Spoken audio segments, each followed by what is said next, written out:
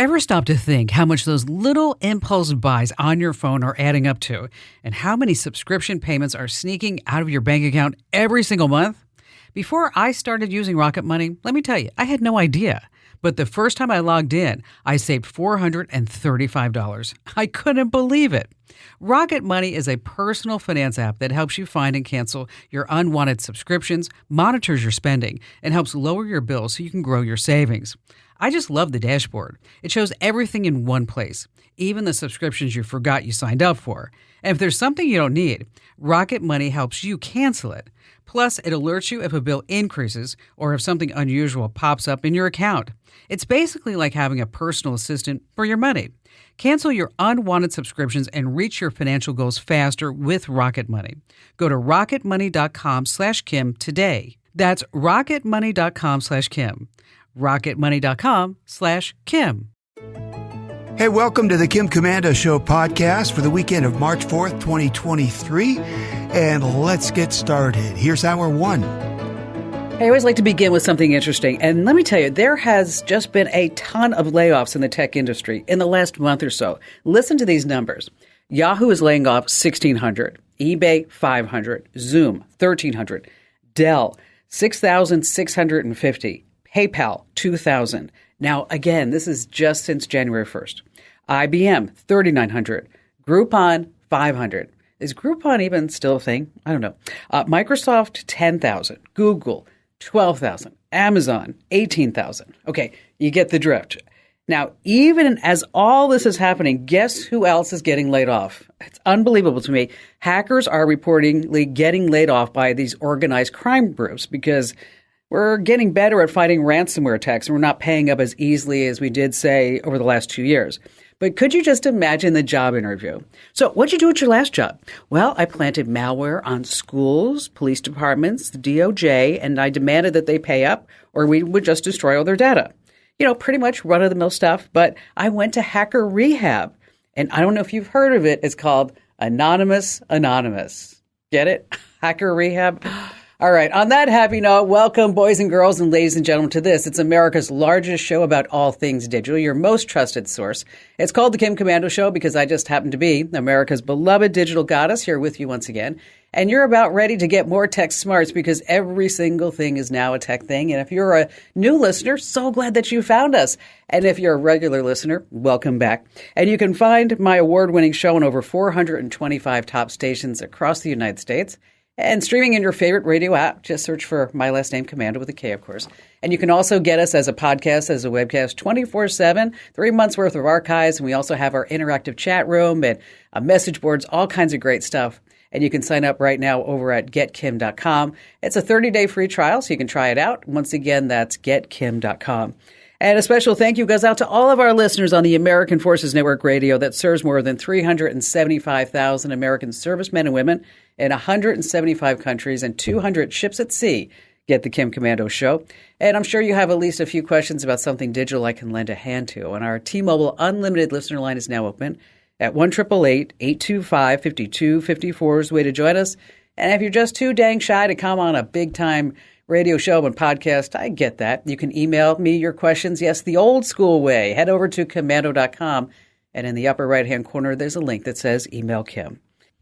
All right, every single day I visit at least 30 different websites, and I study these sites to make sure that you and I are both up to date on all things digital. And this is part of the show where I like to talk about tech news. And we're going to start with something from I Told You So moment. Yes, the U.S. Department of Energy released a report concluding that COVID-19 most probably escaped from a Chinese military bioweapons lab in Wuhan. Yeah, you probably heard about that.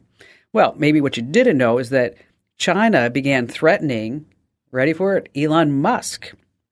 Here's what went down. A Chinese state-run newspaper issued a warning to Elon Musk after he shared the COVID-19 Chinese lab leak story, the same report that's been covered by the Wall Street Journal, the New York Times, and every other legitimate news agency. The Chinese communist newspaper publicly asked Musk if he is biting the hand that feeds him. Why? Tesla operates a huge factory in Shanghai, and China is what? Tesla's second largest market. And so apparently China's a little sensitive about this whole Wuhan lab story. Speaking of China, let's move on to TikTok at number 2. TikTok, of course, is owned by that company in Beijing that's controlled by, yes, communist China. And even though TikTok is this immensely popular app for videos, of course, it's China spying on us just like they did with that balloon. So TikTok has been banned from all government and military smartphones, and it should be banned altogether. But for now, they're disguising themselves as this benevolent, wonderful company who cares about all the American small children. TikTok announced that it's going to limit our kids under 18 to just 60 minutes a day. Isn't that nice, right?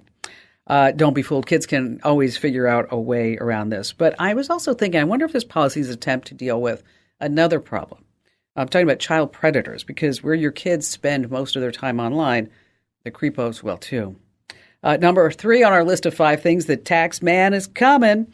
Imagine selling a couple of shirts on eBay and they hit you up and they say, well, that's nice. We need your social security number. It's not just eBay, it's PayPal and Ticketmaster, because anything sold over $600. But the IRS says, oh, we don't need you to do that this year. We actually need you to do it next year.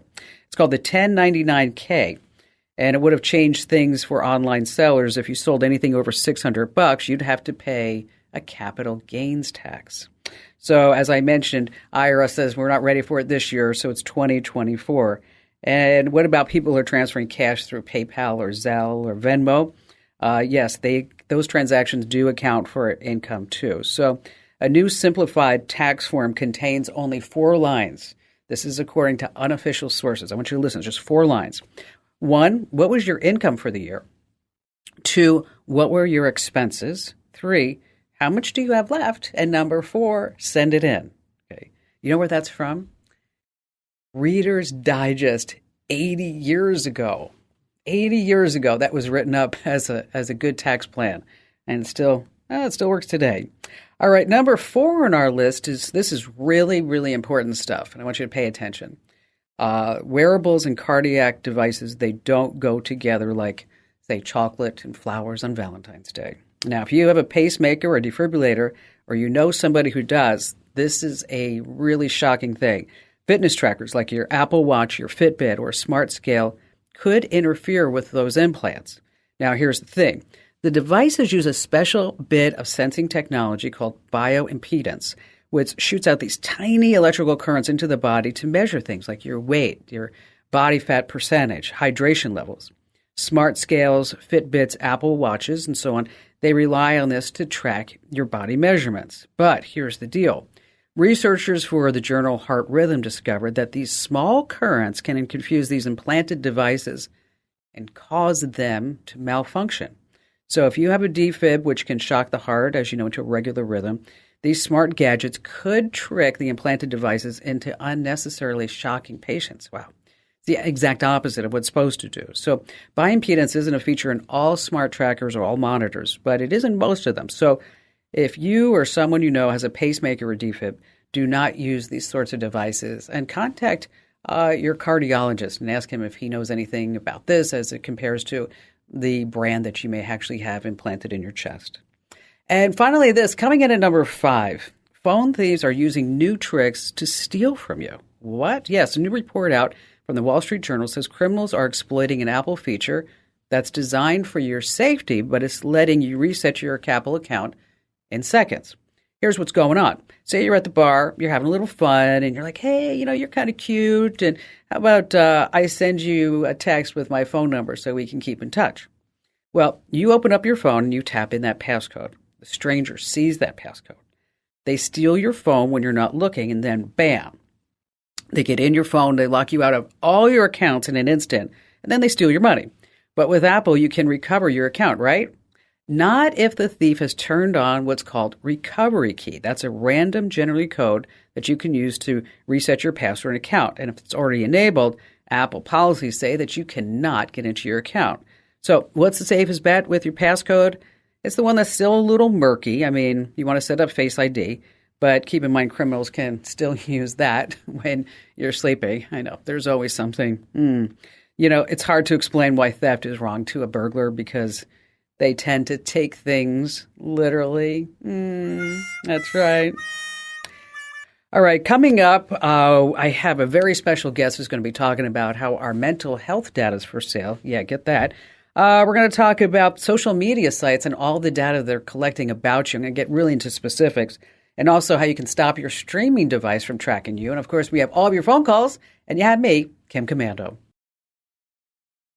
Hey, our T-Mobile Unlimited listener line is now open at 1-888-825-5254 is the way to join us. And if you haven't already, I want to make sure that you are getting our free newsletters. Over 400,000 folks depend on them every single day to get tech smarts. And so what you do is you want to sign up for our breaking news alerts, our daily news, and our tips. And you can do that over at komando.com/subscribe. They are 100% free, and you can unsubscribe at any time. Once again, that's komando.com/subscribe. Hey, real quick, I've been getting a lot of questions about these disappearing text messages. How do they really work? Now, for our iPhone users, unless you and your text recipient both have iOS 16, you can't really take back a text. Now, you can unsend a message to someone who's running an older version of the iOS, but they're still going to see your text. And in fact, they're going to get a notification to that. Now, if you both have iOS 16, you have to act very quickly. You can only send a text back and get it back within 2 minutes of sending it. So there you have it. If you use mental health apps or just health apps in general, I have something that you definitely need to know about. Your mental health data is up for sale by anybody who wants to sell. It seems like anybody who wants to buy it. Now, we all know that mental health information, it's private, it's sensitive. But as it turns out, it's not really. A recent study from Duke University found that data brokers are selling private mental health data for as little as, get this, 6 cents. That's right, your privacy for 6 cents. It's so disturbing. Identified people by issues, including depression, anxiety, bipolar disorder. Now, to shed more light on this issue, we have a special guest here on the Kim Komando Show, Justin Sherman. He's the co-founder of Duke University's Ethical Tech Initiative. Boy, those are some words there, Justin. Ethical Tech Initiative. What does that mean? Yeah, so I run a program at Duke. We work on a bunch of data privacy issues. Chief among them, as you mentioned, is this topic of data brokers. So looking at these companies that most of us have never heard of, but that make millions or billions of dollars a year selling Americans' data on the open market. So how many different data brokers are there out there? I'm just curious. There are probably thousands in the U.S. alone. So it's a pretty big ecosystem. It's also an international issue. It is a problem in India. It's a problem in Europe. And so there are plenty of firms, from small companies that sell location data to multi-billion-dollar, even publicly traded companies like the credit reporting agencies or others like Oracle or Epsilon that consumers may be more familiar with. You know, I once spoke with a gentleman who was really big in the advertising industry and about data tracking. And I asked him a question. I said, how many different data points, do you think are available for sale on the average American? Because I said, no, I once saw it was like 20,000 different data points. And I thought, I don't know if I have 20,000 different data points. I mean, I wear a size 9 shoe. I wear a size 4 jean. I mean, what more is there? And I like to eat egg whites or whatever it may be. And he said, well, it's interesting because that number is infinite. And I said, infinite? He said, yeah, every single day you're giving up more of your data. Do you have a sense of what that number is on data points? That's a really great question. And I make the same joke, right, when we talk to policymakers about this, right? I mean, if you sat in a room and said, name 5 fun facts about yourself, okay, maybe we panic like we all do when we hear that, but you can think of that. If you said, come up with 100 or 1,000, that's a pretty tall order. And some of these companies, I think the number you gave is accurate, have tens of thousands of data points on individual people covering health, lifestyle, travel, finances. Political activity is a huge area for buying data. Are you a gun rights supporter? Are you pro-environment? How do you feel about immigration? And so much of this is out there for sale. But like you said, because so much of our lives are online, there's so much data that these companies can scrape from all kinds of places. What is the most expensive data point on a person? What's the highest value data point? It's a tricky question. Location data is pretty valuable. And if you think about it, that's for 2 reasons. One is if you can literally follow someone around, you can potentially run all kinds of ads to them. The quintessential example being when you pass the Starbucks or the Dunkin' Donuts, you get the $5 coupon that shows up in your browser. But if you have location data, the second thing you can do is you can derive other information about someone's life. Are they going to sporting events? Which shopping malls are they going to? When do they wake up? Is their phone next to one person's phone on a nightstand 6 days of the week and next to someone else's on the 7th, right? There's a lot of, this is a real example that's in an article out there, right? There's a lot of sensitive stuff potentially that can be derived from that. So location data tends to be more expensive, but as you noted at the outset, sometimes it's 10, 20, 30 cents a record for even something like health data. And so it's a lot cheaper than you might think to buy this stuff. So what gave you the idea to try to buy the mental health data? We've had this program for about 2 years looking at these data brokers. There was a ton of attention to them about a decade ago, and that kind of fizzled away with Facebook and Twitter and all the big tech companies taking over the headlines. And so as part of this project, Joanne Kim, who was a student on our team, said, I want to look at the market for mental health data. And so that was just kind of our idea was let's contact these companies, let's see what they're selling. And rather than just trying to, see what they say on their website, let's actually start going through a process to say, what data would you be willing to sell? How much is it? What kind of stuff is in there? And really get that full picture. So where is the data brokers, these companies, where are they getting their data? I mean, from health apps or from doctors' offices or from where? So not from doctors' offices, I hope. That would be illegal. It'd be a whole HIPAA violation, Exactly, yeah. But I think that's exactly the key point is, HIPAA, as many listeners will know, is often referred to as the U.S.'s health privacy law. And in some sense it is, but it really was about portability of electronic health records. This law was passed in 1996. There have been some updates since, but it was a long time ago. And so all the things we've been talking about, mobile apps, telehealth services, a lot of that didn't exist then. And so if you go to your doctor with a headache or a sprained ankle, yes, they can't go tweet it. They can't go, write up a paper on you and sell it on the corner of the street. But there are a lot of apps, a lot of websites, a lot of social media companies that are not covered under that law. And so we're completely free legally to sell and share health conditions, even with your name attached to it. I have to tell you, this is something that I never really ever thought of. Our mental health data being for sale just about anywhere with these data brokers. So you want to stay right where you are because Justin's going to come back and he's going to tell us how difficult or how easy it is for anybody to purchase this type of data. So stay right where you are with us here with the Kim Komando Show. All right, coming up in just a few minutes, we're going to talk about social media sites. Well, we all know that they collect a lot of information about us, but I'm going to tell you exactly what they are collecting. And then later on, how you can stop your streaming device from tracking you. Yes, it's doing that. And also some big news, the big day. That's right, the best day to book online to get the cheapest flights. Hey, let's get back with Justin Sherman. He's the co-founder of Duke University's Ethical Tech Initiative. And if you're just joining us, a Duke University report found 11 data brokers agreed to sell information that identify people by issues, including depression, anxiety, bipolar disorder.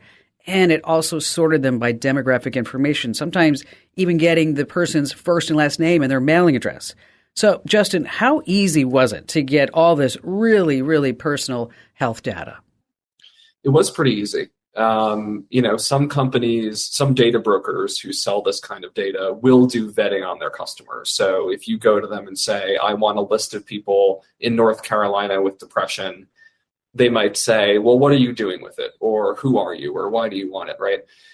There are many others, as Joanne found in her paper, that do not do that, that will jump right to, let's close this deal, let's get the money, give you the data. Because at the end of the day, the people within these companies actually selling the data are salespeople, and they have quotas to hit or they get commissions off the sale. And so a lot of the time, all you need really is an email address and a credit card. And that's enough to get lists of people's medical conditions off the open market. So how much did this all cost you? So as mentioned in the paper, it's really a wide range. You might get more aggregated data. So it might be how many people in a zip code have depression, for example, still harmful, still concerning, but they're not actually handing over names and addresses. They're just saying maybe a zip code and a number, a zip code and a number. That's cheaper, a couple $100 maybe for thousands of information covering thousands of people. But it's still only a couple hundred or couple $1,000s to get those lists of identified names. And so, of course, we do have grant money. It's limits on what you can buy as a research institution, but it speaks to the fact that companies, health insurance firms, predatory actors can spend much more to get much more data. So if somebody has a mental health issue and they're using these apps and maybe even putting it into their health app, whatever they have, or their fitness app, or what advice do you have? This is a tricky question because most people don't know this is happening. Many of the health and mental health apps you might use, whether that's a period tracking app or something to deal with depression or anxiety, will bury in those giant terms of service that nobody reads. Nobody reads them. I don't even read most of those because you don't have the time to read that. And so buried in there often, as we know, are things like we might sell or share this with third parties. So that's how a lot of these companies get away with saying, oh, we notified the consumer, we got consent. And so from that standpoint, there isn't too much you can do individually to stop this from happening other than trying to limit those apps that you use and stick to your doctor, stick to facilities that are covered under health privacy law. But I would just say from our experience, and I'm based in DC, talking to members of Congress about this is a bipartisan issue. People in Congress, as mentioned, almost 30 years ago agreed, Democrat and Republican, Americans need their health privacy protected. It's sensitive. It's about you. It's your choice. It's your body. It's your, life, your family, your children. And so we have, I think, bipartisan interest in this issue to say this is not acceptable that you can go by lists of people with cancer or suffered strokes on the internet. So that's the second thing I would say is to the extent people want to, write their members of Congress or sort of ask what can be done, that regulation is really what's going to help here.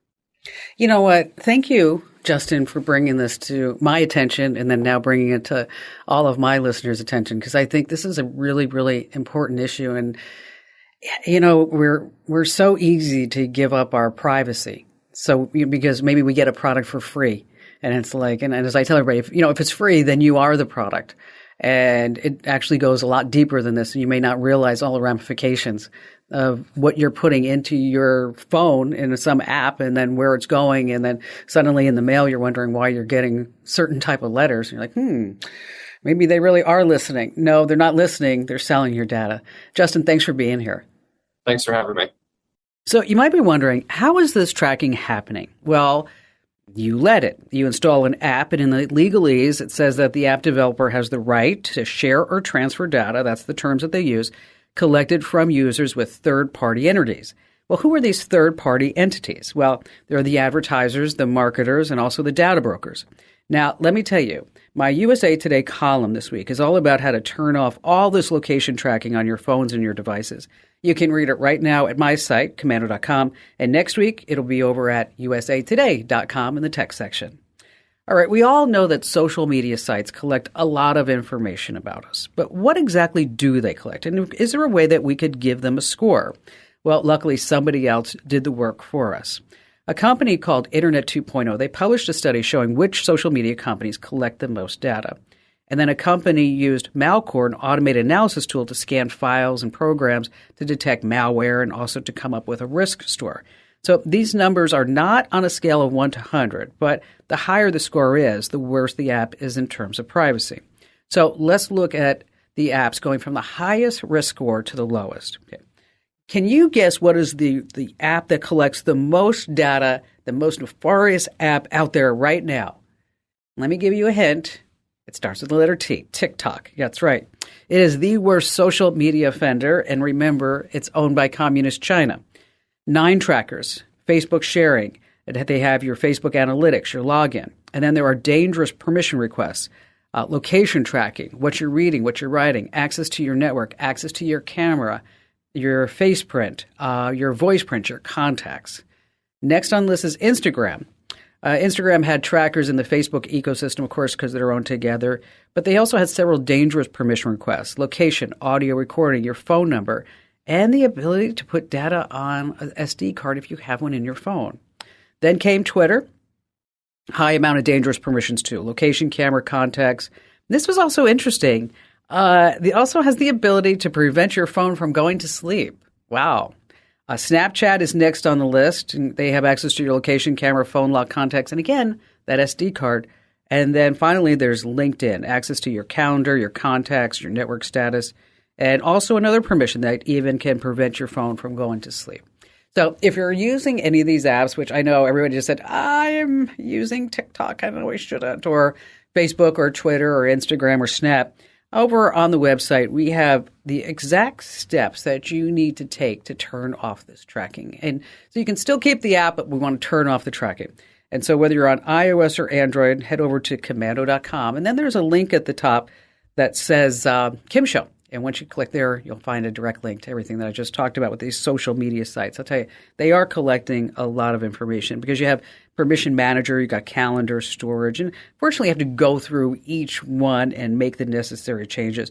But over on the website, we also have, like I said, all these full guides for changing all your Instagram, Twitter, Facebook, and if TikTok is on your phone, just get rid of it already. Or my recommendation is if you just cannot stop using TikTok, is that you get a device, an old device, and you give it its own cell phone plan. Don't let it get on your wireless network. And the only thing that you do on that phone, is you watch all those videos on TikTok.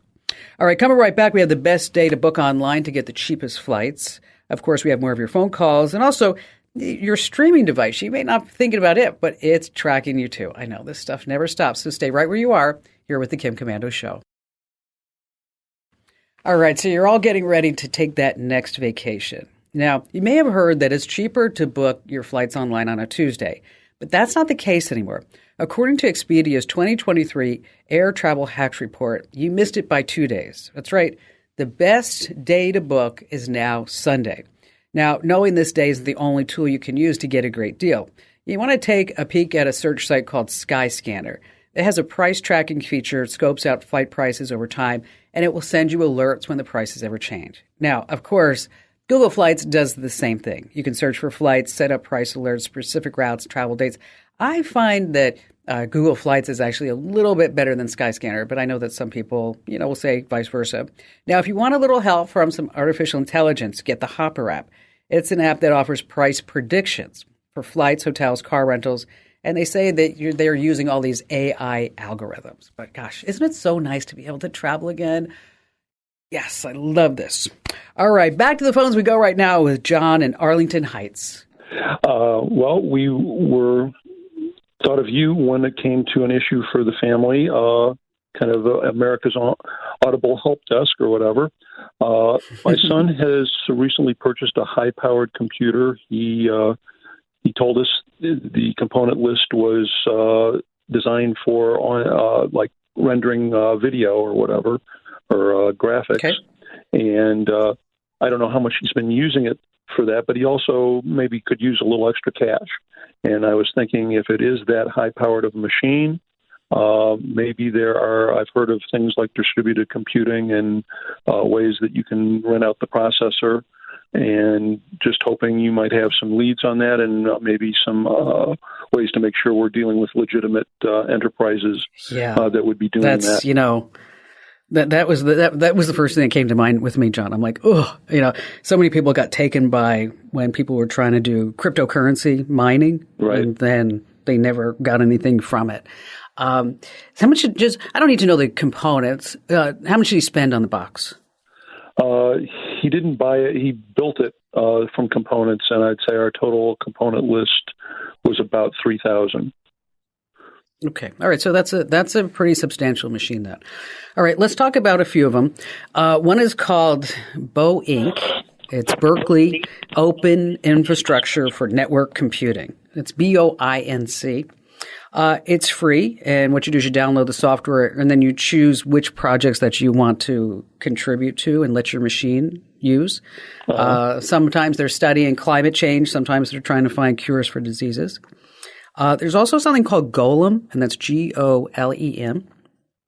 I think this one might be more up your speed because it's really made for when they're looking to render a lot of computer graphics or do a lot of machine learning. And then you can download the Golem software. And again, you pick and choose to see which project that you want to participate in. And finally, there's one called NiceHash. And that's really for cryptocurrency miners, which I don't know how they're doing right now because of the whole crypto crash. So I'm probably saying probably not so much. But you're smart and you need to be safe. Because basically you're allowing third-party access to your computer. So you want to make sure that you've got, all the security software, firewalls, all that other good stuff running. And then also keep track of your energy usage because it may be that may make this machine run at full capacity. And then you're looking at higher electric bills, obviously. But then also it's going to impact the computer's performance. And then, of course, you're going to have wear and tear. So how much can you make a day? It depends on the actual project that you do. Maybe it's $10 a day. It could be as low as $1 a day. So it's nothing that you're going to say, I'm just going to sit at home and let my machine do my work. Right. Okay. It's not enough to become financially independent. No, yeah, right. But it is something that maybe if he's still using the machine and doesn't need it on certain days, maybe he can make enough money to go to Starbucks that day, which might help a little bit. So I'm going to put you on hold, John, and thank you for your call. Really interesting question. I don't know if we've ever actually gotten that here on the show. But we're going to send you the names that I mentioned. And for everybody else, it's the Berkeley Open Infrastructure for Network Computing, or BOINC. There's Golem, Golem, and then NiceHash, which now, if making money isn't important to you, there are some other ways that you can use your computer processing power and help out too. A project called Folding at Home is run by Stanford University. And it focuses on understand protein folding, related disease. You just download the Folding at Home software and donate your computer's unused processing power to help simulate the protein folding. There's also Rosetta at Home. It's run by the University of Washington. It focuses also on protein structure and design and docking. And then finally, the World Community Grid. It's run by IBM. And it focuses on research projects, including cancer, AIDS, and clean energy. You just download the World Community Grid software, and like the other ones, you donate your computer's unused processing power to help tackle all these really, really big projects. Okay, do you ever wonder how the advertisements you see when you're watching a streaming show know exactly the sneakers that you wear, the food that you give your pet, or maybe the political party that you support? The answer is yeah, you're being tracked. The Amazon Fire TV Stick, Roku, Apple TV, they're great options when you cut the cable. And they're cheap, but the trade-off is that the streaming companies track what you watch, how long, what you look up, and then they sell all that data to who knows who. So here's what you do. You nosy around in your device's privacy settings. And you're going to look for something that says app usage data, limit ad tracking, or simply tracking data. All these names in these companies, they may use other things like interactive advertising. And so whatever streaming stick that you're using, make sure that you get in there and you start nosying around and look to see if there's some privacy settings that you can turn off. So this way you can limit the tracking. And do me a huge favor, tell 3 family members and friends about the Kim Komando Show, because after all, knowledge is power.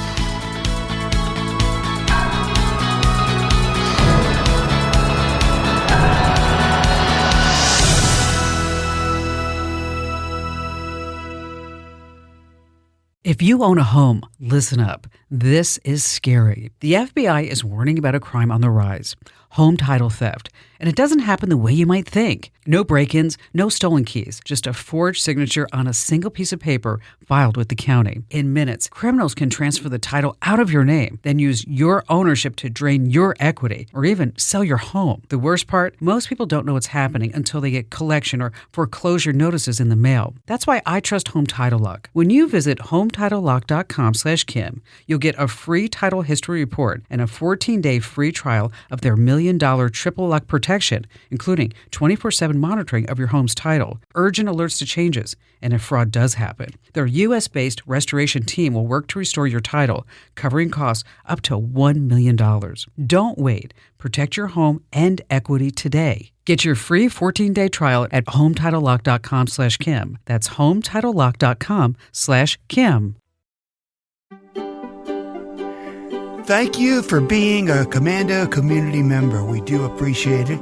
This is the Kim Komando Show podcast for the weekend of March 4th, 2023. And here's hour 2. You know me, I always like to start with something interesting. And you ever wonder what goes on inside an Amazon Prime delivery truck? Well, Amber Gritz is a 21-year-old Amazon van driver. She posted a video describing how they're being tracked, starting with there's a 4-lens camera fixed right to the front windshield. And then the truck checks whether or not their seatbelts are fastened. They better not sip coffee while they're in motion because then they're going to get an alert, and they're also going to get a ding on their whole safety report. If they don't make a full stop at stop signs, if they go more than 6 miles per hour over the speed limit, they get a ding. You can't touch the center console or get out of your seat unless the truck is in park, or else you get a ding. So many people are posting about how this is Big Brother-like. I mean, I don't really get it. With all the Amazon trucks on the road, they better have strong safety standards, right? I mean, you can see this video right now over on my Instagram account. Just go to Instagram.com/Kim Komando. Once again, that's Instagram.com/Kim Komando. You know, it confuses me why people feel, comfortable with government surveillance. And they say, I've got nothing to hide, so I've got nothing to fear. But that same person would get really scared if I asked them to take their clothes off. Welcome, ladies and gentlemen. It's the Kim Komando Show, of course. It's the nation's largest, most trusted source about all things digital. And you're about ready to get more tech smart because guess what? Every single thing is now a tech thing. And you can find the Kim Komando Show on over 425 top stations across the United States. And we're streaming in your favorite radio app. Just search for my last name, Komando. And you can find us as a podcast, also as a webcast, 24/7 over at getkim.com. Once again, that's getkim.com. And a special thank you goes out to our servicemen and women in the Army, the Marines, Navy, Air Force, Coast Guard, and Space Force who are protecting our great nation while I speak. And they're listening to me and the show here on the American Forces Network Radio. Now, our T-Mobile Unlimited listener line is now open at 1-888-825-5254 is the way to join us. And if you're just too shy to come on an award-winning show and podcast, well, I get that.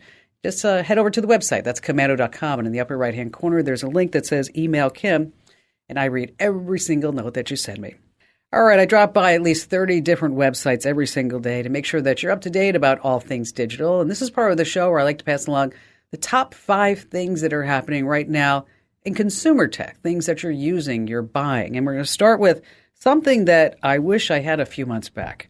It's really disturbing to me. I was taking a swim in my backyard pool, had a bikini on, and then suddenly this drone comes out of nowhere and is like hovering over my head. And I'm like, I shoot it away. I was like, shoo, shoo. And then it did a couple of loops and then it actually kind of left. Well, get this. There's now a tool to trace down DJI drone operators to their exact location. That's right. It's called DJI Drone ID System. It was intended to allow governments, regulators, and law enforcement to monitor drones and prevent their misuse, basically to see if a drone operator was up to no good. Well, DJI first said, this whole drone ID system, it's all encrypted, it's inaccessible to anybody without an Aeroscope device. Not the case. German researchers have found not only is that ID system unencrypted, it also broadcasts the GPS coordinates of both the drone and its operator to anyone who can receive the radio signals. Imagine if that was being used in war zones. So, to make it easy, the researchers developed a tool that can receive these drone ID submissions. So, if you're really nerdy and you want to get into this, you need an ETA software-defined radio or even a much cheaper Hack RF radio. They sell for just a few $100. And then you can track the drone's ID, where the owner's located. Wow, isn't that something? Number 2, move over Apple. Imagine you're on a hike, you get off the trail. There's no cell phone signal. Well, with the new iPhone 14, so you can do a SOS text message, right? Well, what if you don't have an iPhone? Now it's called the Bullet New 150 Motorola Defy Satellite Link. It connects to any phone, Apple or Android, to satellites in case of emergency. It works a lot like the SOS does on the iPhone. You could send up to 30 SMS messages. It's about $150, and there is a $10 monthly subscription. And I bet this whole SMS emergency text feature via satellite is going to be standard on all phones next year, really. And about that same time, that's when Apple's going to be charging a monthly fee, I'm sure, to have access to that like everybody else will. But it just reminds me of this. There was a guy who called me once complaining about this technology, and I told him it was just wrong. He was wrong. I mean, satellites are not just a waste of space. Ooh. Number 3, sexting gets a hand. Facebook accounted for 22 million child sex abuse reports last year. Isn't that frightening? 22 million. With kids growing up on smartphones, they don't realize the implications, right, of sending a nude photo or a weird text, whatever it may be. So I just want to pass this along. The National Center for Missing and Exploited Children created a tool called Take It Down. It's only for kids.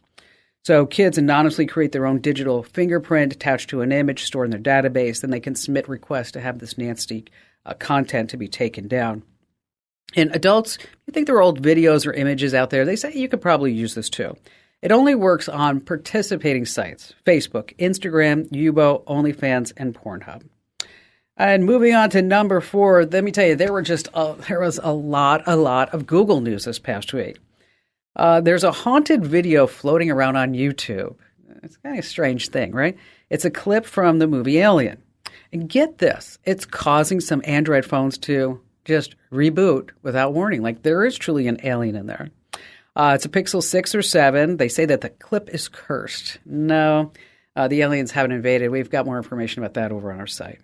And speaking of Androids, if you've been so glued to yours that you almost walked into a water fountain or a trash can or something like that. Actually happened to a friend of mine this morning. We were out for a walk. She almost ran into a trash can. I was like, Joe, come on back. Anyway, it's a real danger. Now, if you have an Android there's a new feature called Heads Up. It encourages you to look up from the screen every once in a while to take in your surroundings. So if you want to enable it, just go to your digital well-being app and turn it on. Google's also been busy with some other updates. They rolled out fall detection for the Pixel Watch, uses motion sensors, machine learning to figure out if you've taken a tumble, you might need some help. If you don't respond to the watch's vibration alarm notification, it's going to automatically call emergency services and share that location. So smart. And if you work from home, Google's new calendar app suggests locations based on your recent movements to make scheduling appointments easier. And finally, this. Last, coming in at number 5. It's kind of a strange thing. Something that I never thought I would ever talk about on the show, nor would I ever think that it was something that would be in existence. We'll call it Give Me a Schmooch, Baby. That's right. If you're in a long-distance relationship, you're kind of missing out on that physical intimacy, right? Well, here's a solution. It's weird. It's wild. It's a device with warm silicone lips that mimics the kiss of your partner. A Chinese scientist, of course, a Chinese scientist did this, invented a long-distance kissing booth. So, claims to replicate a real kiss by mimicking the pressure, the movements, and the temperature of your lips. And then it even transmits smooching sounds like, oh, I love you, I love you, I love you. Okay. The inventor himself, he says, was in a long-distance relationship with his now ex. Wonder if this had anything to do with it. And they only had phone contact. And it was an issue. So he built this device. And he's not the only one who's into it. Folks online are raving about how great it feels, how it's improved their relationships. There's just a major flaw in the design. I don't know how to say this gracefully, but there's no tongue. You just get the lips. The device raises some interesting questions about tech and relationships. I mean, are you in love with this person? Are you in love with the lips of this person? Are you in love with technology lips? I don't know. We're just going to move on from that. All right, coming up in just a few minutes, I've got news about that big LastPass I have data breach. It's crazy, really. Oh, we have our trivia of the week. That's really, really great. You don't want to miss that. And we're going to talk about social media sites. What was free? They're now going to be charging for it. And yes, they're still going to be tracking you along the way. And then later on, some tips on how to find a long-lost relative online. And of course, we have all of your phone calls. And you have me, your beloved digital goddess, Kim Komando. Hey, our T-Mobile Unlimited listener line is now open at 1-888-825-5254 is the way to join us. And if you are not getting our newsletters, make sure that you sign up right now. Head over to komando.com/subscribe. That's komando.com/subscribe. They are 100% free, and you can unsubscribe anytime. You're going to join almost 500,000 folks who get our newsletters every single day. That's komando.com/subscribe. Patricia in Toledo, Ohio, glad to have you with us. Hi, Kim. It's a pleasure to talk to you. Thank you. What's going on? Well, I have a senior citizen member of the family who is being scammed big time. And we have, as family, we've talked with them. We've shown them articles, all kinds of information, and they still do not believe us that this is a scam, and they have spent literally thousands. How are they getting scammed? The person is needing game cards and gift cards, like Apple cards, and with the promise that they're going to pay them back and send a bunch of money, send them some extra money.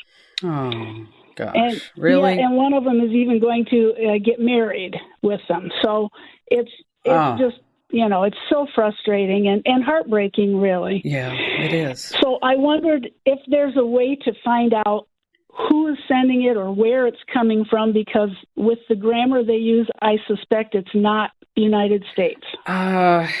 It's really difficult.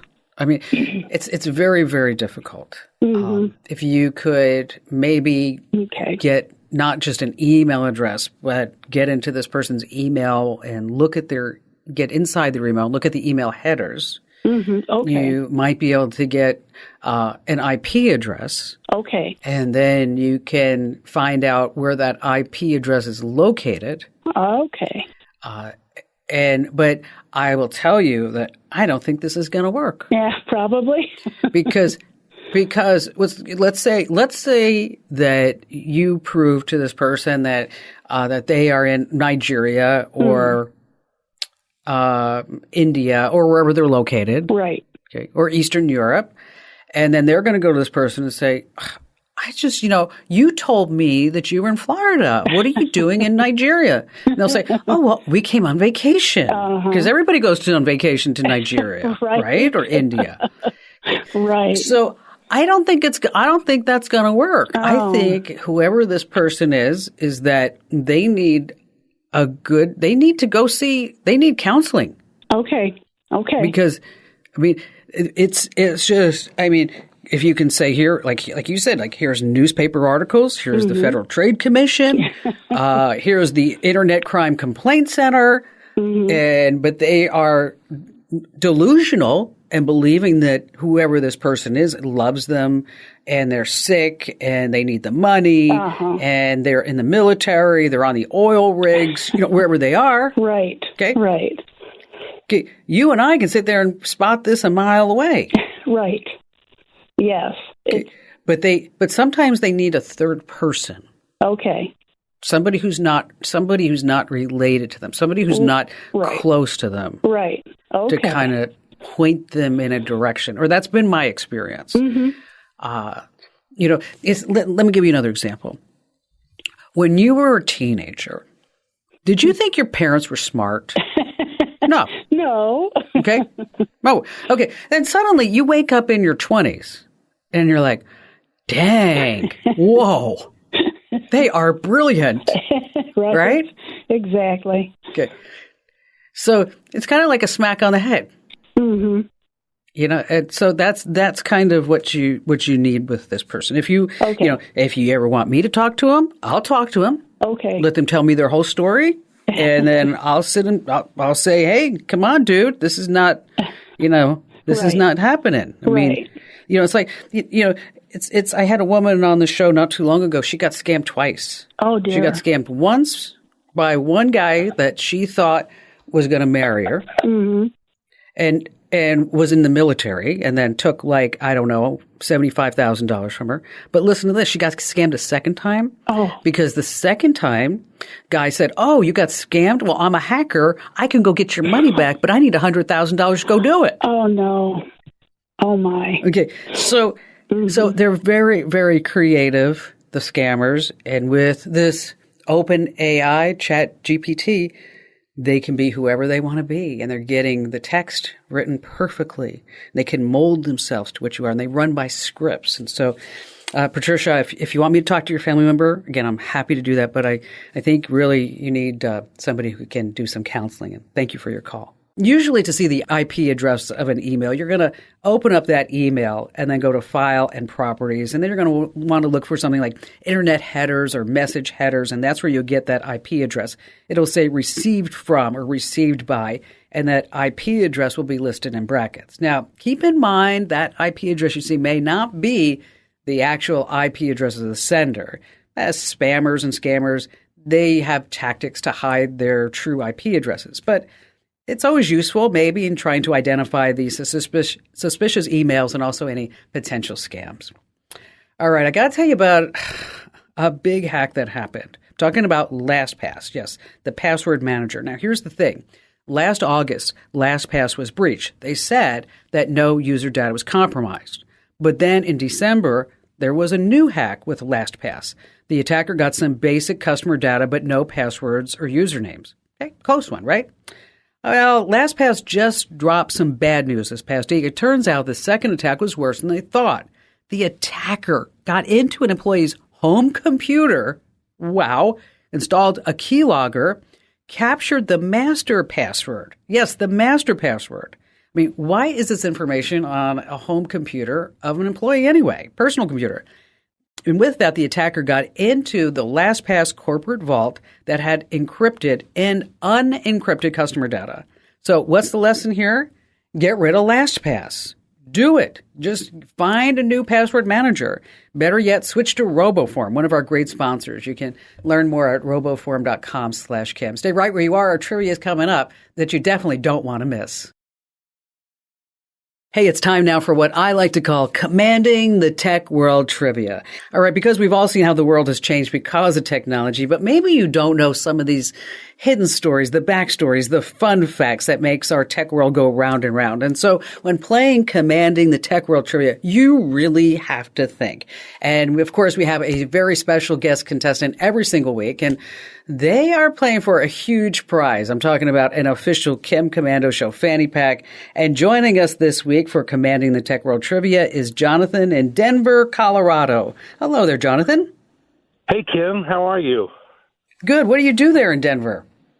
I am a professional meeting planner. I do conferences and events and meetings for companies, associations, nonprofits, etc.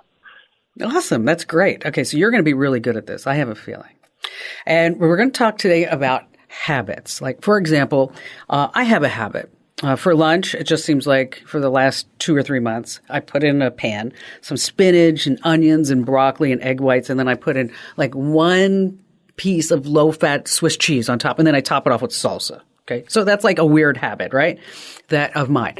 But Mark Zuckerberg, of course, you know him, the founder of Facebook, he has a weird habit. He wears the same gray T-shirt every single day because he says this way, I have more time to do other things. I don't have to worry about what I wear. So I'm going to give you some habits of some famous tech personalities and founders, and then you have to say which one is not true. Okay, Jonathan, which one is not true? All right, you ready? Got it. Okay. Okay, so the first one is Steve Jobs, of course, co-founder of Apple. He's known for his strict fruit-based diet because he thought that eating a lot of fruit would help him think more clearly and stay focused. Okay. Next is Elon Musk, of course, the founder of SpaceX and Tesla, now the CEO and owner of Twitter. He's known for working 4 hours straight, then he takes a nap, and then he works for 6 hours, and then he takes a nap. Jeff Bezos, of course, Amazon. This is interesting, and you'll like this because you're a meeting guy, begins each meeting by having all attendees silently read a 6-page memo that outlines the topics that will be discussed so that this way everyone is on the same page and they can focus on key issues. And then finally, Larry Page and Sergey Brin, co-founders of Google, they were rollerbladers. That's right. They used to rollerblade all around the Google campus, and they would actually hold meetings where everybody would have to rollerblade. Okay, so which one of these, I guess you'd say, habits, unique fun facts, is not true? So is it Steve Jobs, the co-founder of Apple, about his strict fruit-based diet? Elon Musk, he works and then he naps and works, then he naps. Jeff Bezos has everybody read a 6-page memo before they actually can get to a meeting with him. Or is it the co-founders of Google, Larry Page and Sergey Brin, that they were just rollerbladers all around the campus? So which one is not true? Well, I'm pretty sure the Steve Jobs description is true. So I'm going to rule him out. Okay. Can I share a really interesting thing about Jeff Bezos with you real fast before I answer? Yeah, do.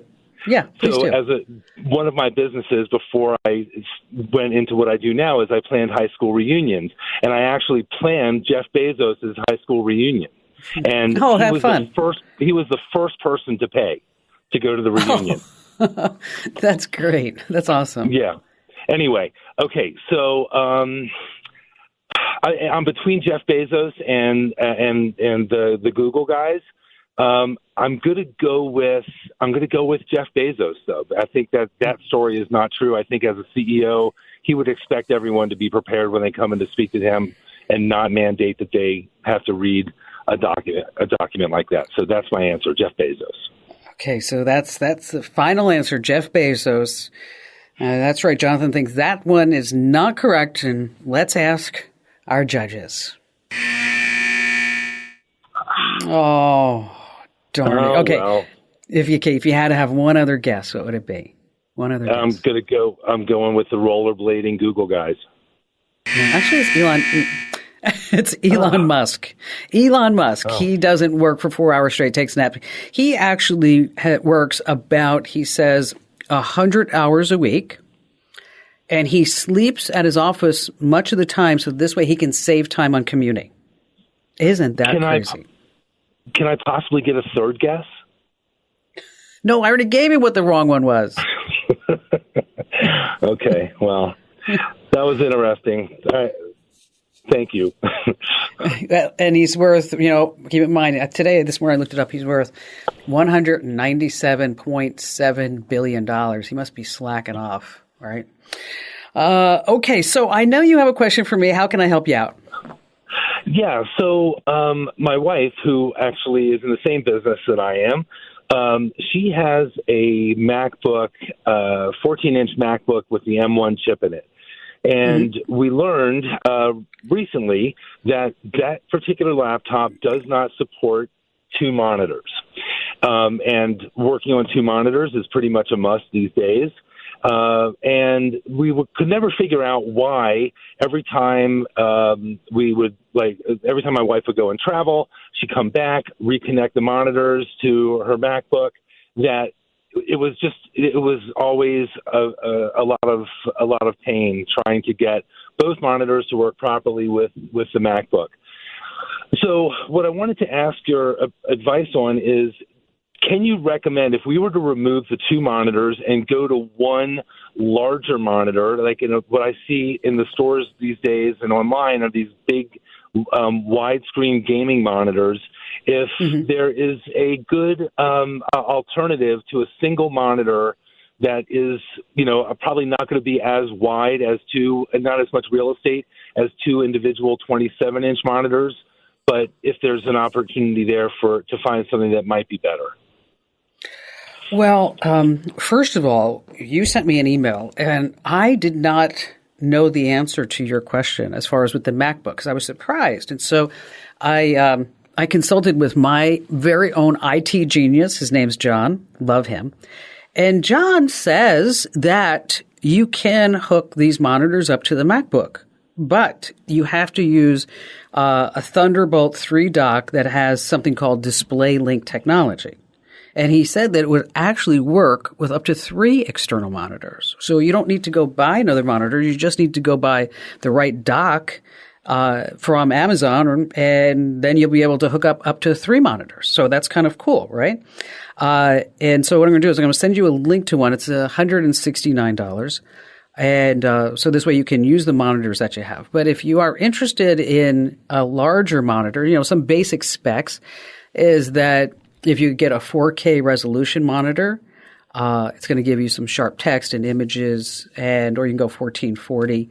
Gives you a nice balance of clarity and size. But make sure that it has blue light filters or flicker-free tech, and so it can kind of reduce that eye strain, because it sounds like you guys are working long hours, right? Oh, absolutely. So what do you think? So you want to buy a bigger monitor, or you want to just see if you can use this docking station? Well, I kind of like the cleanness of the single monitor. That just seems to be, and I know we were actually using a docking station to do the 2 monitors, and the company that we bought it from, it's called Hyperdrive. They claimed that it would support the 2 monitors, but it just didn't do it. So I'm going to say we're going to send you a link to this one in case you do want to do that. But if you want like that clean line of a 27-inch or larger screen size, a couple of ones that you might want to look at is the Dell UltraSharp. LG also has a 27-inch, and Asus has something called the ProArt. And so we're going to send you links to that docking station over at Amazon, as well as these recommendations that I just said, because I know everybody's like, wait, what did that just, I couldn't write that down fast enough. So for everybody else, we're going to put it inside the Komando community. And Jonathan, sorry you didn't win the Kim Komando Show fanny pack. Better luck next time. All right, let's talk about social media sites, what they're going to be charging and what was free and what's not free anymore. And this week is brought to us by CarShield. These social media sites, they're going to start charging. This is not a hoax. This is actually happening. Okay. And so let's talk about how much they cost and ways that you can save and what you're getting. We're going to start with Twitter. Okay, Twitter Blue. If you sign up for a subscription, you get 30 minutes to make some changes to your tweets. You get the ability to change your Twitter icon on your phone. Yay. You can choose from a list of themes for your Twitter app. You get a shortcut to the most shared articles in your network. You get longer tweets, up to 4,000, longer video uploads, and you also get 2-factor authentication. Now, Twitter Blue costs $11 a month or $115 a year if you buy it through the app. Okay. If you just buy it on the website like I did, it's $8 a month or $84 a year. Okay, Facebook Verified. What do you get for that? Stars and stickers and stuff like that. I don't really understand. They say you're going to get increased visibility, such as comment searches and recommendations. They're going to protect your account. But the big deal is that you're going to get tech support. How much does this cost? $15 a month through the app, or $12 a month if you get it right on the web. Reddit Premium, if you want to pay for that, you get ad-free browsing, exclusive avatars, 700 monthly coins to award your favorite posts and comments. Okay, a members lounge and custom app icons. Yay! $6 a month or $50 a year. Snapchat has Snapchat Plus. You get to pin your favorite person as your BFF, but only you are able to view the pin. I guess custom app icons. You get a badge. Exclusive Bitmojis, Story Boost, chat bots. That's $4 a month. And then finally, there's Tumblr. It's just a bare bones subscription plan, $5 a month. Okay? And you don't see any ads, and that's what it is. So if you want more information about this, you want to share this with your family members and friends, just head over to Komando.com and hit the link that says Kim Show right there on the page. All right, still to come, we have more of your phone calls, as well as a great tip from our listener mail. A guy want to know how he could find a long-lost relative online. We're going to give him some tricks, tips, and secrets. And, of course, you want to stay right where you are here with the Kim Komando Show. If you're not already getting our podcast, make sure that you sign up for our daily tech update. Every single day, you get one 60-second tech news story from me, and you get one 60-second tech life hack that you're going to use time and time again. So wherever you get your podcast, make sure that you sign up for our daily tech updates. Just search for Komando with a K. Albert in San Antonio, Texas. Hi, Kim. Big fan. I've been listening forever. Well, thank you. Thank you. How can I help you? I started this challenge last week, and we got a pretty extensive greenway, bike trails around my area, and as a way to get myself motivated to get out more and be more active, I thought I'd hike all 100 miles and film it, and then I'd stitch together the film and have a little something, like a tour, like a little tour to show something to show for it. But I got a body cam. I thought that would be a good way to do it, and just the video that I got was junk. I didn't. It's not really worth. And I don't know if it was just I didn't have it like a good way. That I didn't have it secured good, or it was bobbing around or something, or.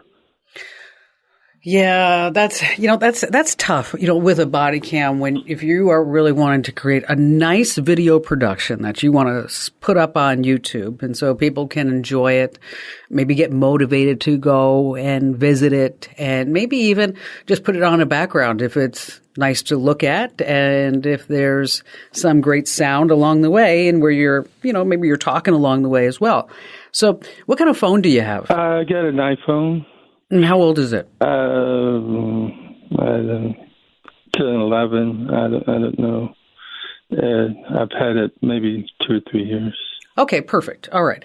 So the newer iPhones, they have excellent cameras, and they capture really good video and sound, okay? What you want to do is instead of using a body cam, I'm going to ask you if you could use your iPhone, and then what we're going to do is invest in a stabilizer or a mount that will keep the phone steady while you're walking. Right. And these mounts are about $150 to $175. And then in addition to that, we're going to get a lav mic, a mic you can pin to your collar. And that also connects to your phone. So this way, as you're walking along, is that you could be saying, over here is a great area for you if you want to take a break for lunch, right. And you can take a view over the riverbank or whatever it may be, and then people can hear you loud and clear. Okay, so instead of we're going to forget about the body cam, and we're just going to use your iPhone with a stabilizer and put a nice lav mic on there. Now, when it comes to editing the footage, iMovie is free, and it's great, and it works on your iPhone. You could do it there. Or there's Adobe Premiere, there's Final Cut, but either one of those, they might have a steeper learning curve. There's also GIMP, GIMP is actually a Photoshop alternative if you want to take if you want to get pictures out of those videos. And so we're going to forget about using the body cam, and this is really good advice for anybody if you're trying to walk and talk and take a video at the same time, is that you really want to invest in a really good stabilizer mount, because this way you keep that phone just rock steady as you're walking along. Then, of course, you're going to open your YouTube channel. You're going to get millions of views, and then you're going to be an influencer. But it all starts with a really good video. Albert, thank you for your call. If you're ever going to do something like this, make sure that you plan your shots out, you vary the shots. Pay attention to lighting, too. And you always want to take a look at that golden hour, the hour after sunrise or right before sunset when the light is just soft and warm. How to find long-lost relatives online. Probably one of the first places I would start with is at FamilyTreeNow.com. It's a great free option. Once again, that's FamilyTreeNow.com. Then, of course, you want to search the social media sites, Facebook, Twitter, LinkedIn. And then dig around if you can find any profiles that match over at other websites like Ancestry and MyHeritage, because this way you can really track down some missing relatives. Now, these sites have other databases with family trees and other information, and it'll give you like these little tiny steps to get closer and closer to somebody. And then also start searching for variations of that person's name too, because it may have been put into a database incorrectly, or maybe they did that on purpose, especially if they owe you money. Hey, be sure to tell 3 friends about the Kim Komando Show, because knowledge is power.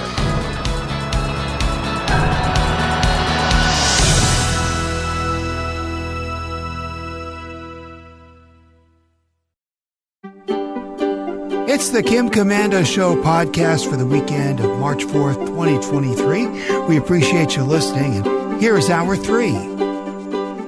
I always like to start with something interesting. And Meta, Facebook, whatever you want to call the company, they revealed its AR/VR roadmap for the next 4 years in an internal presentation this past week. And of course, that was totally leaked online. But it's interesting to me, too, that a company is putting their bets on products 4 years from now as technology moves so quickly. But anyway, here's what's coming up. There's going to be 3 new Quest headsets, one of which is expected in 2024. What they're calling a neural interface smartwatch in 2025. And of course, Meta's going to have their own AR glasses in 2027. But here's the deal. Apple is coming out with their own next year that's going to be phenomenal.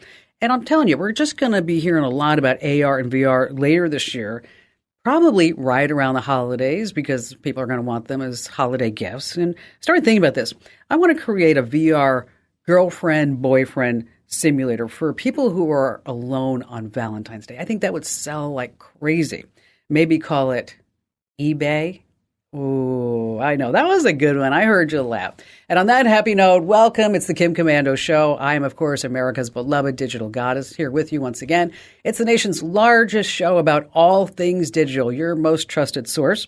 And you can find us on over 425 top stations across the United States. And, of course, we're streaming in your favorite radio app. And you can find us streaming as a podcast, also as a video webcast. And you can watch us do the show over at getkim.com. Once again, that's getkim.com.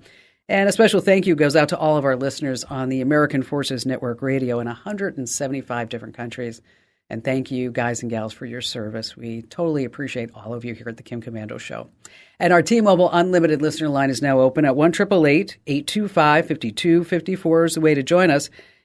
All right, every single day, you've heard me say it, I drop by 30 different websites. And I read it. I'm talking about it like top to bottom to make sure that you are all just up to date on all things digital. And this is part of the show where I like to focus on the numbers that you see on tech, things that are happening. And we're going to start with number one of our 5 things is actually the number one. I mean, could you imagine waking up one day and seeing your car just drive away all by itself? Ford is doing this. I'm actually surprised Tesla doesn't do this already. Well, that's right. Their self-driving doesn't work. That's why. But here's what's happening with Ford.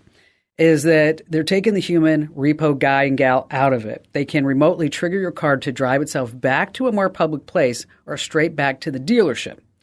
And they're going to send you reminders or warnings to your smartphone or vehicle that your payments are late. And if you don't pay up, the car might start making some unpleasant noises. Talking about buzzes and hums and chirps. Maybe the AC stops working. And then they're going to start limiting access to the car on certain days. If you're still not paying up, well, the grand finale is this. The self-driving feature will activate and your car will drive away all on its own. Wow. Straight back to the dealership. It's not here yet, but it's around the corner. Number 2 on our list is 25%. 25%. If you're in the middle of a winter storm, you already know this, but for those who don't, cold weather can really mess up the range of these EVs. If you ever wondered what exactly is this temperature, Consumer Reports, they did the work. They ran an experiment on a few different rides, the Ford Mustang Mach-E, Tesla Model Y, a Hyundai, a Volkswagen, and they drove them the exact same matter on 3 different days, a frigid day, a mild weather day, and a warm day to see how long that they'd last. So which temperature do you think gave them the greatest range? Anybody? The warm 80-degree temperature did. Cold weather saps about 25% of the range when cruising at 70 miles per hour compared with the same conditions in mild weather followed by mild temperatures. So that sweet spot is about 80 degrees. And I know what you're thinking.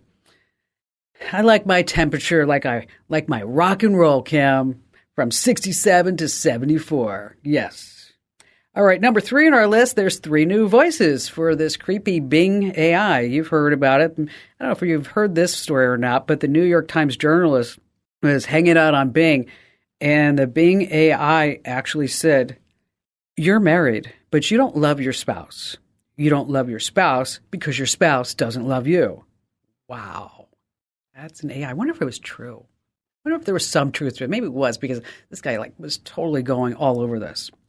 Now, what if I could tell you that you could give a new voice to Bing AI? The options are now creative, balanced, or precise response. There's no bonkers response yet. Thank goodness for that. The responses in creative mode are meant to be original, they say, and imaginative. and precise, factual, concise, like an encyclopedia. Balanced, you get a mixture of the two. I think balanced is always good, right? Balanced meal, that's what we want. And I'm not going to lie, if Amazon and Bing merged, think about this. It would be amazing. Get it? Bing and Amazon merging. This coming in at number 4, 6.6 million active Airbnb listings. So you have this friend, we're going to say his name's Tom. Tom's a wild guy. So every time Tom goes to Airbnb, he makes a mess. So you go and try to book a Airbnb and they say, we're sorry, you're not allowed to have a booking at Airbnb because you're like friends with Tom and Tom might show up.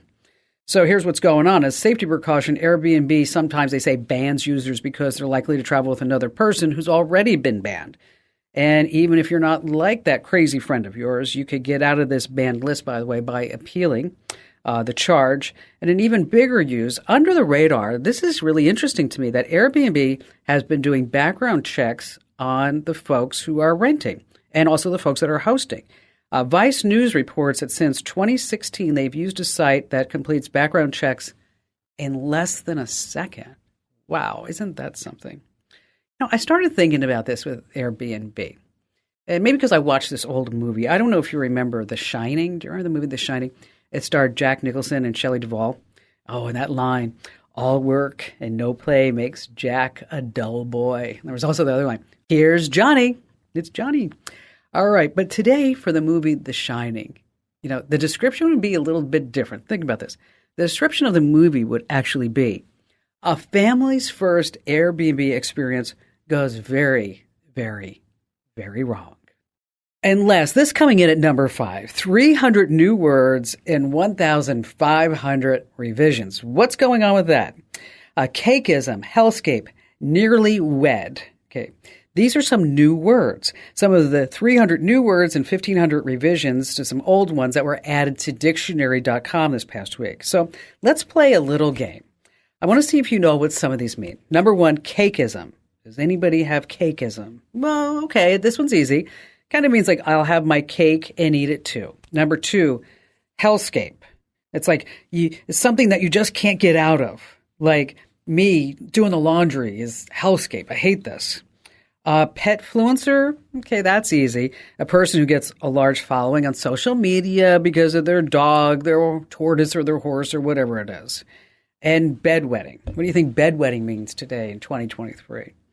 Doesn't mean just wetting the bed.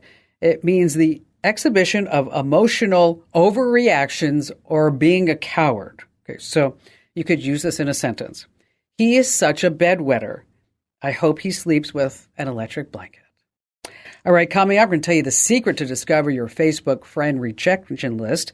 Also, we're going to talk about whether Amazon extended warranties are actually worth it. And what about Wi-Fi and Bluetooth and how you update those? And Ali Seligman, our amazing content queen, will be joining us with some news about some cell phone technology that we're going to be seeing soon. And, of course, you have more of the phone calls, and you have me, Kim Komando. Our T-Mobile Unlimited listener line is now open at 1-888-825-5254 is the way to join us. If you're not already, make sure that you get our podcast. Wherever you get your podcast, just search for Komando with a K. Excellent content on the go. And how about we start with Jen in Washington, D.C.? Well, first of all, thank you for all you do. I've been in your community for a couple of years, and all of your tricks and your tidbits and everything Awesome. You put across has helped me immensely, and I really appreciate it. Well, thank you, Jen. That's so kind of you. Thank you. Especially the Note 10 app, which I downloaded yesterday. I've been using it. Love that. Isn't that great? Yes. My question generated from we have an HP OfficeJet 8600 Pro in our home office here, and it's wirelessly connected to our Microsoft Surface tablet. And that's the only way we can connect to it because there's no Ethernet port on the tablet. Mm-hmm. So I'm concerned about security, actually. So if somebody can figure out what you're printing, is that what it is? Yeah. However, the hackers might come in. I've heard that wireless printers can be vulnerable. Yeah, they can. But, they can be, but there are ways to reduce the risk, right? And let's talk about that. Number one is the problem with a lot of gadgets, especially when you talk about wireless, is that they have these firmware updates and they don't always tell you that they're updated. It's kind of up to you to go, oh, I wonder if they already update. It seems like that's something like they should push down automatically, but I think that they're afraid to because they might break more things along the network if they pushed it down. So it's up to us to go get all the updates with security patches.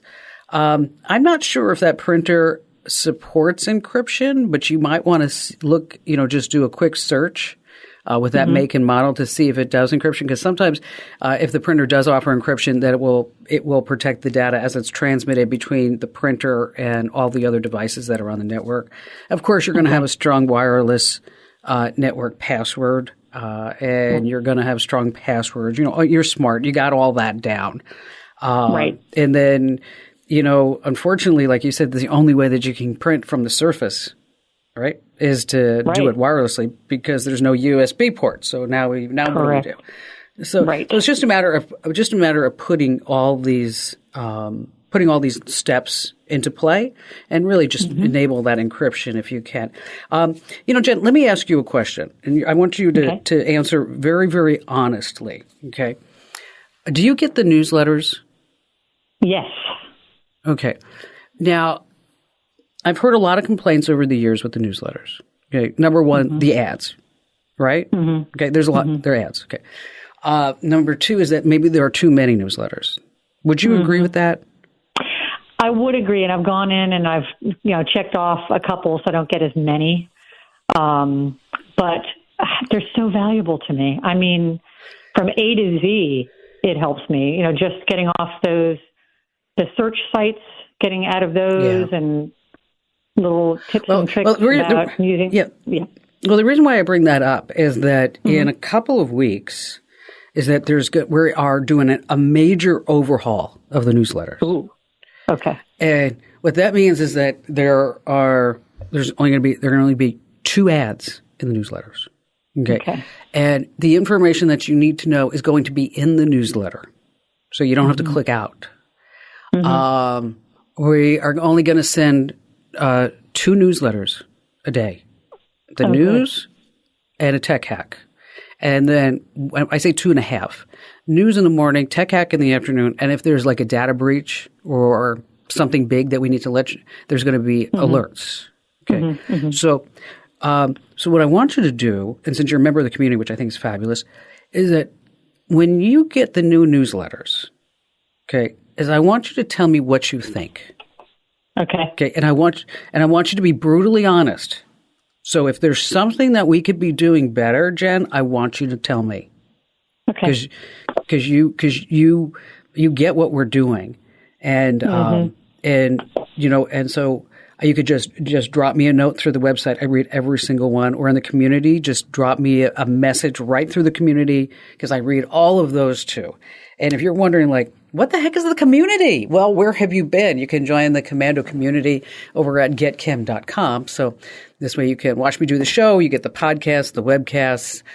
We also have this great interactive chat and a whole message board. So it's just a few bucks a month. You get a free 30-day trial. And again, Jen, the newsletters are going to be all new, and I really, really, really am eager to hear what you think of them. And thank you for your call today and your kind words of everything that we do. Now, if you want to check to see if your wireless printer encrypts things, you can check the specifications. You want to look for encryption protocols like WPA2 or WEP. You can also check the network settings of your printer to see if it is using encryption.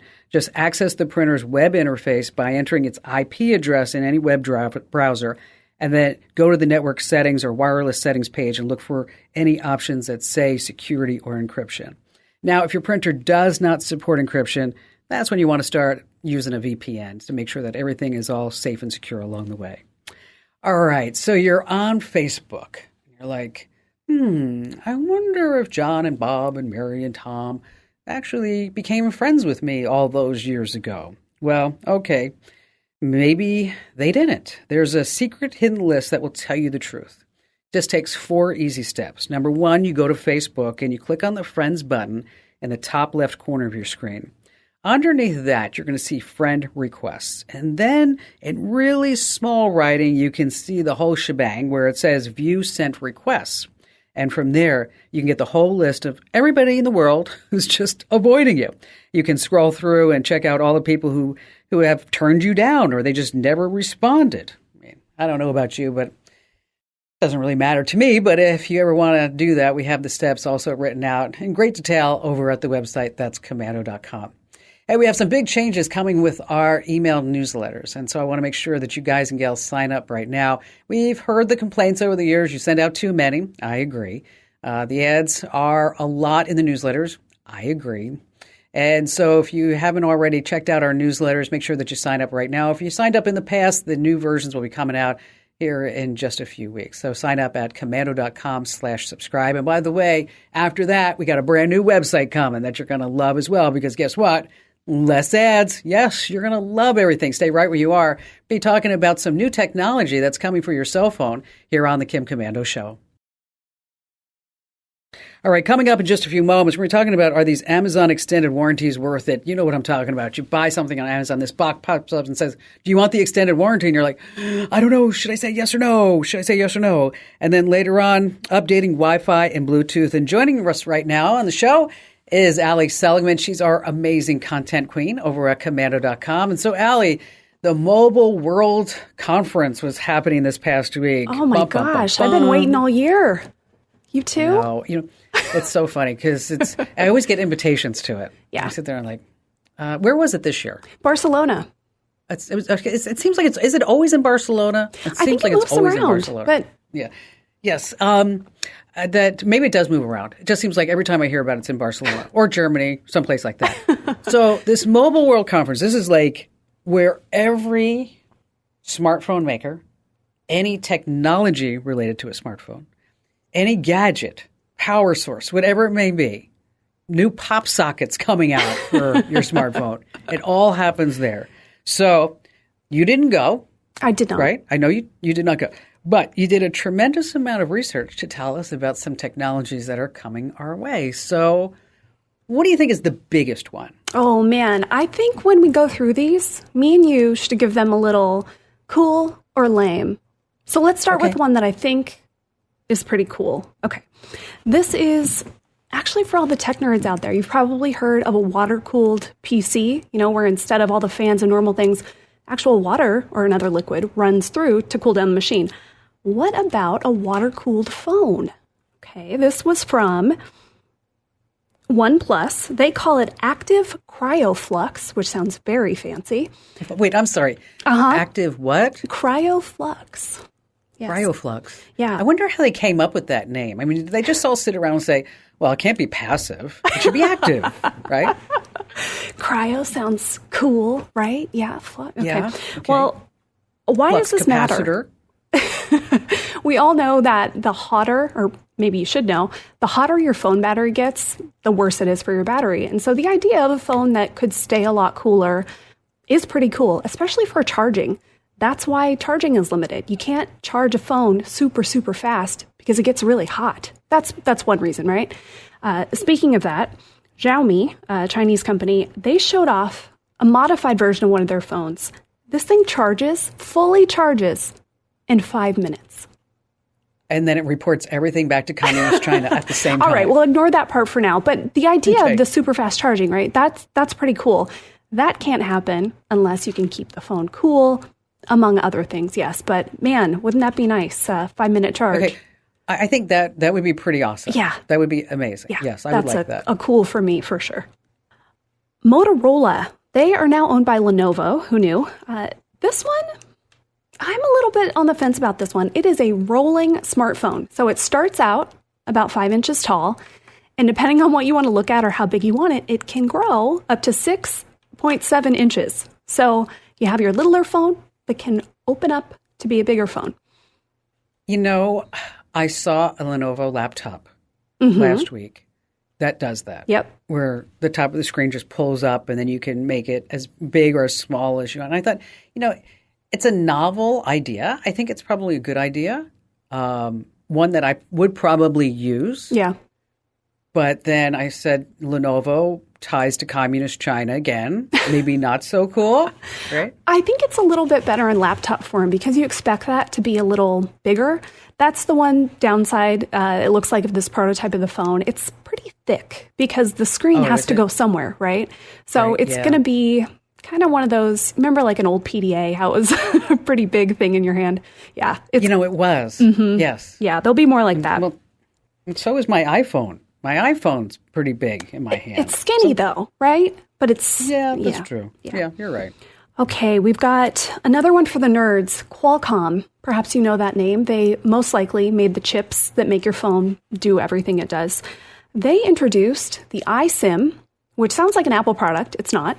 The I stands for integrated. And you might be thinking, oh, Allie, we just moved to eSIM. What is iSIM? With an eSIM, you still need a little chip in your phone. That's your SIM card. With iSIM, it is built right into the phone's processor. There's no separate chip. Why do you care? Why should you care? Well, that means there's more room in the phone. So that means more room for better performance, or they can just make a smaller phone. And one less component in the supply chain. So that might mean fewer delays. It could mean you pay less money. Likely not. It never really works out like that. But this is the next iteration of the SIM card. Okay, Nokia, now owned by a company called HMD Global. They are partnering with iFixit. Maybe you know them. They're the company that makes all the gear and tools that you can use to fix your own tech. They have some pretty cool stuff. They have a phone. It's called the Nokia G22. And the whole premise behind it is, one, it's affordable. The phone's about $180. Two, you can repair everything about it yourself at home. And iFixit will sell you the gear to do it. Yes. You can replace the battery. Like, how long has it been since we had a phone where we could just put a new battery, right?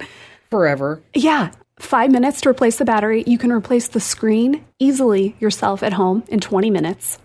Man, wouldn't that be nice? I'm going to give that one a cool. I think that's really cool. Yeah. Yeah, but you do have to be a little bit on the geeky side to appreciate it, but we are there, so we like it. Yes, so totally, we like 100%. It. Yes, our buddy was actually there. Marty Cooper, friend of the show, father of the cell phone. I love Marty. Yes, Marty is the best. Marty is so great. He's 94 years old, and he is still on top of all this cell phone. April 1973, 50 years ago, is when he made that phone call. I'm gonna text Marty today and say, we've been talking a lot about you. Just wanted to let you know. Yeah, we just talked about him on Kim Commando today. If you haven't listened to the podcast, go listen. But Marty was there. He had on a really fancy bow tie. He looked great, Marty. And he made the first cell phone call, and somebody said, well, what's next, Marty? What do you think is coming? He says, this is his prediction, the next generation of smart devices will be embedded directly under the skin behind your ears. So instead of holding a phone, it'll just be built right in. He says our bodies are the perfect charger, and he can see it happening. I think he's right. It's kind of frightening when you think about it. But I think he's got some really good points, and that's one of the things when you see all these products from these conferences is that some of them will actually make it to market. Yes. Some of them may never make it to market. Many will. So, not. like, for example, have you ever heard of the Apple Macintosh TV? Apple Macintosh TV. That was okay. He says, honest to goodness, this was something that Apple announced in 1993. It was going to be a computer and a TV set, kind of like that old web TV. Okay. There was the Amazon Echo Look. Okay, and that would allow you to take photos and videos of yourself and get fashion advice from Amazon's AI. That was in 2017. Okay. Microsoft Courier. Okay. It was a dual screen tablet that you could take notes, draw, browse the web. It never surfaced. Get that surfaced? Sorry about that. Apple AirPower is the last one. It was supposed to be a wireless charging mat that could charge multiple devices at once. They couldn't at that time. They couldn't do it in 2017. I bet they could. They tried they tried all the way to 2019, and they said it was just too technical, and they had too many production delays. So, it's always fun to go back and to say, like, whatever happened, And sometimes, you go to these tech sites and people are like so excited, like, oh, the Apple Look or whatever it is. And this, I'm like, yeah, but it's like vaporware. I don't have it. Nuts. Okay. Yeah. So who knows if we're going to have our rolling smartphones. We are going to get those iSIMs. So that's a good one. But yeah, a lot of this technology, especially the stuff that seems like, whoa, the future. Probably isn't going to make it to mass market. Well, great job as always, Allie. But I am going to make a recommendation. Okay. That next year, you and I, it's going to be tough. We do it for our listeners. We go to Barcelona or Germany or whatever for the Mobile World Conference. I'm in. Okay, you got it. All right. When you buy something on Amazon, anything, it seems like a box pops up and says, do you want the extended warranty? Well, first of all, they don't always cover that much. Okay. The biggest problem with these inexpensive warranties is that they do not cover a lot of things. So you want to dig through the details, you'll find that they're just extended durations of manufacturer defect warranties. And the reality is that you want to make sure that whatever you're spending on the warranty, it will actually be worth it. So if you're buying something for $100, the warranty shouldn't be $25. And they always try to con you because they say it's like, oh, it's only $1 a month. So my advice is this. Don't buy the extended warranties on any tech, right? Because if it's going to break down, it's probably going to break down within the first, say, month or so. All right. Still to come, we have more of your phone calls as well as a quick tip about updating Wi-Fi and Bluetooth here on the Kim Komando Show.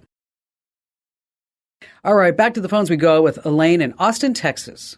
Well, thank you. Well, first I wanted to tell you my mom and I absolutely love your show, and your jokes are the best. Oh, thank you. Yes, somebody loves my jokes. Did you hear that? Guys in the studio? Huh? Because you should see some of it. Sometimes I look at their... don't get them. They just, you know what? That's just it. It's like those jokes. Like if you have to explain it, maybe it's like they just didn't understand it. All right. So thank you. I appreciate you that. So how can I lend a hand? I am looking for a way to conveniently track mileage because I'm really bad about writing it down. And hopefully whatever I do can also easily sort business and personal. And so what do you do for a living? I am an equine massage therapist.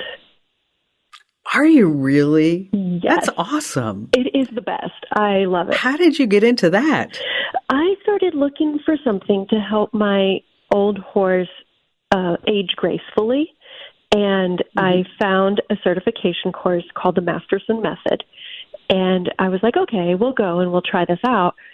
And I fell in love with it. And so I thought, hey, I'll do this and it'll help her age gracefully. And then I started using it on my younger horses. And I just ended up saying, I really want to help other horses too. And so I continued with the certification. And so is this turning into a business for you? It is. And, wow. Originally I was like, I just want to help one horse. And now I enjoy seeing other riders have more happiness, and they don't worry about stiffness, sabotaging their rides. And, it's just nice to be part of their team. That's awesome. Did you build a website yet? I have. I need to work on the SEO. Yeah, well, SEO, that's a big thing.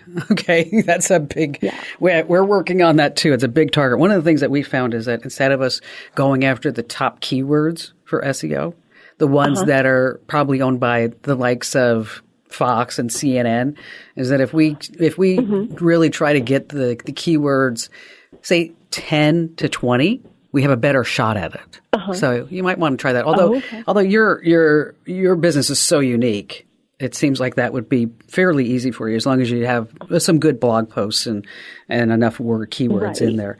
Okay, so mileage is not a problem. There's Mile IQ, and it allows you 40 drives per month. It's free, and then you can categorize them. You mentioned that business or personal. And then it will automatically detect and log the drives for you.